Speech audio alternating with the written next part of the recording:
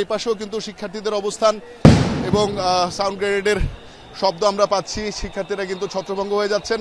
আমরা মনে হয় মাঝখানের সড়কের মাঝখানে কয়েকজনকে আহত দেখতে পাচ্ছি এবং এবং শিক্ষার্থীদের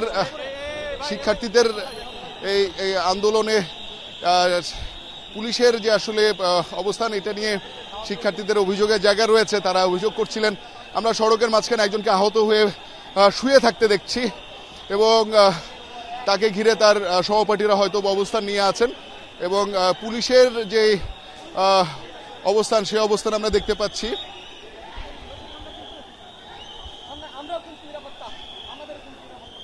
এখানে সকালবেলা আমরা যেটুকু তথ্য আমরা জেনেছিলাম যে সকাল 11টা নাগাদ শিক্ষার্থীরা তাদের ক্যাম্পাসে জড়ো হতে শুরু করে জগন্নাথ বিশ্ববিদ্যালয়ের, এবং সেইখান থেকে তারা কিন্তু দাবি করেন যে তাদের যে 3 দফা দাবি রয়েছে, বিশেষ করে আবাসনের ক্ষেত্রে তারা যে জটিলতাগুলো ভোগ করছিলেন, তাদের অভিযোগের জায়গাগুলো তারা আমাদেরকে জানাচ্ছিলেন।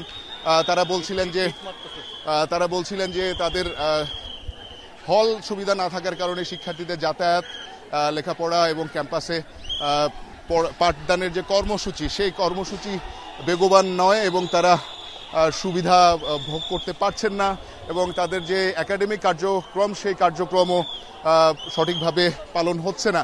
সেই কারণে তারা কিন্তু 3 দফা দাবি জানিয়েছেন এবং সেই দাবির প্রেক্ষিতে তারা লং মার্চ ঘোষণা করেছেন এবং সেইটির ক্ষেত্রেই কিন্তু আমরা দেখেছি যে লং মার্চ বেশ কিছু জায়গা থেকে তাদের যে ব্যারিকেড, সেই ব্যারিকেডগুলো ভেঙে যমুনার সামনে এসে তারা অবস্থান নিতেই কিন্তু তাদেরকে ছত্রভঙ্গ করে দিয়েছে পুলিশ। এখনো উত্তেজনা বিরাজ করছে। ভাই, আমরা শান্তিপূর্ণ আন্দোলন করতে আসছি, পুলিশ আমাদের উপর গুলি করেছে।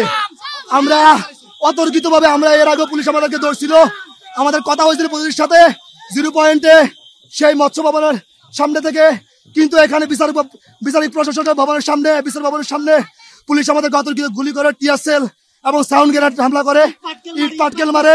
আমাদের শান্তিপূর্ণ আন্দোলনকে তারা অন্যদিকে মত দেওয়ার জন্য এই হামলা করে।